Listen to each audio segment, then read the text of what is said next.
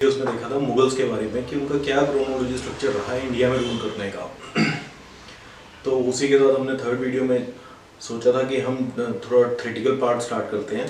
तो मुगल्स हमने देखा कि जो मुगल्स इंडिया में आए थे वो आए थे 1526 में बाबर के थ्रू। बाबर जो था वो फर्स्ट मुगल एम्परर इंडिया में आया था, अंडरस्टूड। वो आया था लोधी डायनेस्टी को ख़त्म करके। और मुगल्स आपके रहे थे 1526 से, अगर मैं बात करूं तो मुगल्स रहे हैं आपके इंडिया में 1526 से 1857 तक, ओके। पर इनको एक्चुअल में जो इफेक्टिव मुगल थे वो काउंट होते हैं 1707 में, टिल औरंगजेब, अंडरस्टूड। तो औरंगजेब तक हमने पढ़ा था कि मुगल्स क्या थे। उसमें भी आप क्रोनोलॉजी पढ़ें तो सबसे जो बढ़िया थे वो थे अकबर उसमें। और अगर हम पेंटिंग की बात करें, पेंटिंग में सबसे बढ़िया थे जहांगीर, और मोन्यूमेंट जिन्होंने बनाए वो थे शाहजहां, चाहे वो ताजमहल हो, चाहे रेड फोर्ट हो, चाहे जामा मस्जिद हो, जो भी हो, अंडरस्टूड। तो आज हम जो बात करेंगे 1707 में क्या हुआ था। अब जैसे ही उसकी औरंगजेब की डेथ हो जाती है तो उनके तीन लड़के आपस में लड़ाई करते हैं कि मैं गद्दी पे बैठूंगा। जैसे औरंगजेब बैठता था शाहजहां की डेथ के बाद, जिसमें दारा शिकोह को बैठना था पर ये बैठ जाता है उनको मार के। तो इसी तरह औरंगजेब के तीन भाइयों से लड़ाई होती है। तो तीनों भाइयों से लड़ाई के बाद जो जीतता है भाई, वो जीता है बहादुर शाह, अंडरस्टूड। और बहादुर शाह गद्दी पे बैठता है। तो बहादुर शाह जब गद्दी पे बैठता है तो वो क्या करता है सबसे पहले वो बिल्कुल ही अपने फादर के ऑपोजिट होता है औरंगजेब के। तो सबसे पहले तो पॉलिसी रिवर्स करता है। पॉलिसीज जो होती हैं, जो टैक्स लगा होता है हिंदुओं पे, नॉन मुस्लिम्स पे, और मुस्लिम्स पे फॉर एग्जांपल टैक्स की कोई अमाउंट बनी है 100 रुपीज़ सबके लिए, तो वही जो रहते हैं मुस्लिम उनके लिए वो 50 रहती है, 50%। तो वो चेंज करता है ये कि जो है सबके लिए बराबर है।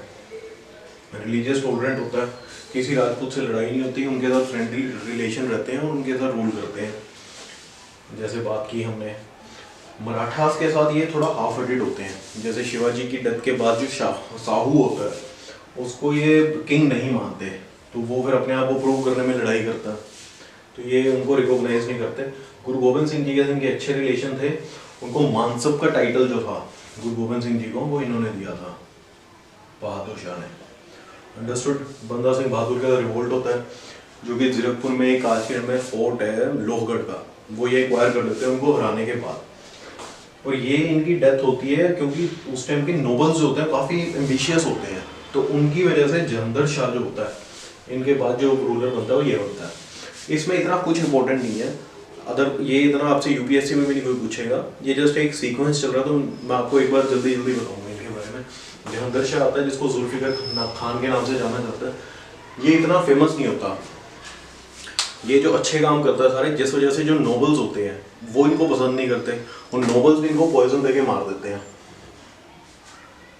ओके। कोशिश करते हैं फाइनेंस को इम्प्रूव करने की, पर जैसे ही फाइनेंस को इम्प्रूव करने की कोई पॉलिसीज लाते हैं, जो नोबल्स बैठे होते हैं वो इनको पसंद नहीं करते कि ये बंदा गलत है, वो इनको पॉइजन दे देते हैं और ये वहीं खत्म हो जाते हैं। इनके बाद जो होता है फारूक सियार, उसका भी ऐसे ही रहता है, उसको भी नोबल्स पसंद नहीं करते। उस टाइम दो सैयद ब्रदर्स होते हैं, अब्दुल्ला खान और हसन अली खान, ये आते हैं, ये फारूक सियार को मार देते हैं। ये बेसिकली इनके नेफ्यू होते हैं, मामा भांजा होते हैं दोनों, तो इनको मार देते हैं, फारूक सियार खत्म हो जाता है। और फारूक सियार के बाद जो आदमी आता है मोहम्मद शाह। अब जब इनको सैयद ब्रदर्स ने मारा तो मोहम्मद शाह को ये सपोर्ट करते हैं रूल करने के लिए। अब ये क्या करते हैं, हिंदुओं को चीफ रखते हैं, मुस्लिम्स को नोबल रखते हैं। ये समझ जाते हैं कि विदाउट यूनिटी रूल नहीं कर सकते, अंडरस्टूड। जजिया जो होता है वो अबॉलिश करते हैं, पिलग्रिम टैक्स जो होता है वो अबॉलिश करते हैं, शाहू को सपोर्ट करते हैं, मराठास को। इनके टाइम में इतने स्ट्रॉन्ग नहीं होते, तो इंडिपेंडेंट स्टेट बन जाती है बंगाल, अवध, हैदराबाद, रोहिलखंड। ये जो इंडिपेंडेंट स्टेट्स है ये बहुत इंपॉर्टेंट है, ये हम नेक्स्ट वीडियो में कवर करेंगे इनके बारे में, जो कि आपसे पूछ सकते हैं और आपको पता होना चाहिए कि independent state, for example battle of Plassey जो सिराजुद्दौला के बीच हुई वो यहाँ पे हुई थी। एक्चुअल में ये जितनी इंडिपेंडेंट स्टेट्स बनी है उस टाइम के सब निज़ाम थे, या आप कह सकते हैं गवर्नर थे मुगल्स में। तो जैसे ही वो देखते हैं कि सेंट्रल पावर खत्म हो रही है तो अपने आप को एस्टेब्लिश कर लेते हैं एज अ रूलर, अंडरस्टूड। तो उसके बाद जैसे ही मोहम्मद शाह रहते हैं, मोहम्मद शाह के बाद जो होता है वो ईरान से किंग आता है। जैसे पहले मोहम्मद गोरी आता है, वैसे ईरान से किंग आता है नादिर शाह। 1739 में इंडिया में आता है, करनाल में इनकी बैटल होती है और ये जीत जाते हैं इनसे। ये मुगल्स को किसी हद तक बंद खत्म कर देते हैं। उसके बाद ये दिल्ली प्लंडर करते हैं लाइक तैमूर, और वापस चले जाते हैं 2 महीने बाद, इंडिया में नहीं रुकते। इनके बारे में सबसे मेजर है कि कोहिनूर का हीरा, और जो पीकॉक थ्रोन हमने पिछली वीडियो में देखा था, शाहजहां का पीकॉक थ्रोन ये अपने साथ ले जाते हैं ईरान में। तो नादिर शाह का चैप्टर यहीं क्लोज होता है। उसके बाद जो अहमद शाह अब्दाली आते हैं, ये सबने पढ़ा होगा आपने, थर्ड बैटल ऑफ पानीपत, जो आपकी ये मेरे ख्याल से मूवी भी आई थी बॉलीवुड की। तो ये अफगानिस्तान में आते हैं। जब ये 2 महीने बाद अफगानिस्तान चला जाता है तो इनकी वहाँ पे बैटल होती है, उसमें ये नादिर शाह को मार देते हैं और वहाँ पे अफगानिस्तान के किंग बन जाते हैं। अब जब किंग बन गए हैं तो ये दोबारा इंडिया आने की कोशिश करते हैं। तो 5 बार इंडिया में आते हैं, 48 में, 49 में, 52 में, 56 में, 57 में। अंडरस्टूड। इंडिया में आते हैं, लूटपाट करते हैं काफ़ी। उस टाइम जब ये इंडिया में आते हैं, उस टाइम इंडिया में मराठास का कंट्रोल काफ़ी स्ट्रॉन्ग होता है। अंडरस्टूड। तो दिल्ली की गद्दी भी आप कह सकते हैं कि मराठास ही कंट्रोल कर रहे होते हैं। तो जैसे ही आते हैं तो इनकी थर्ड बैटल ऑफ पानीपत होती है, पानीपत के अंदर थर्ड बैटल 1761 में। अंडरस्टूड। उसमें ये मराठास को हरा देते हैं और वहाँ पे जितने मुगल्स रह जाते हैं, मुगल्स मराठा के अंडर जैसे भी रह रहे होते हैं, ये मुगल्स को तो बिल्कुल ही फुल स्टॉप लगा देते हैं, उनका खत्म कर देते हैं और मराठास को हरा के थर्ड बैटल ऑफ पानीपत जीत जाते हैं। पर ज़्यादा रूल नहीं करते और वापस चले जाते हैं। इनके बारे में एक चीज़ मैं ये कह सकता हूँ कि जो आज के में आप कहते हैं तालिबानी जितने भी हैं, वो सब इन्हीं के आगे डायनेस्टीज चला रहे हैं।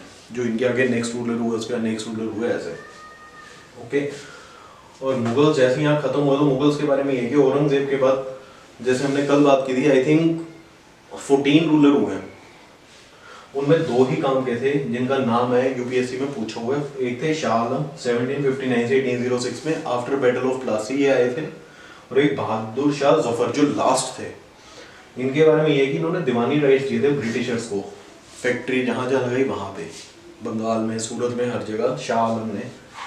और जफर ने क्या किया था, इन्होंने सिर्फ यही किया था कि जो 1857 फर्स्ट वॉर ऑफ इंडिपेंडेंस जिसको कहते हैं, रिवोल्ट ऑफ 1857, उसमें इन्होंने पार्टिसिपेट किया था। लोगों ने भी जितना हजूम था, उनका भी एक ही विजन था कि हमारे जो गवर्नर रूलर है वो बहादुर शाह जफर ही हैं। जिस वजह से रिवोल्ट बुरी तरह से पिट जाता है, इनको पकड़ के रंगून भेज देते हैं, वहाँ ही इनकी डेथ हो जाती है। आई थिंक 80 ईयर्स के होते हैं ये, 84 या कुछ के, तो ये वहीं ख़त्म हो जाते हैं। और मुगल्स का इतना ही रहता है। तो जो मुगल्स के बाद निकल के आते हैं वो निकल के आते हैं मराठास। फिर जैसे बताया मैंने कि स्टेट्स बन जाती हैं, तो उनमें जो सेंट्रल पावर रहती है वो मराठास की रहती है। आया यहाँ तक समझ?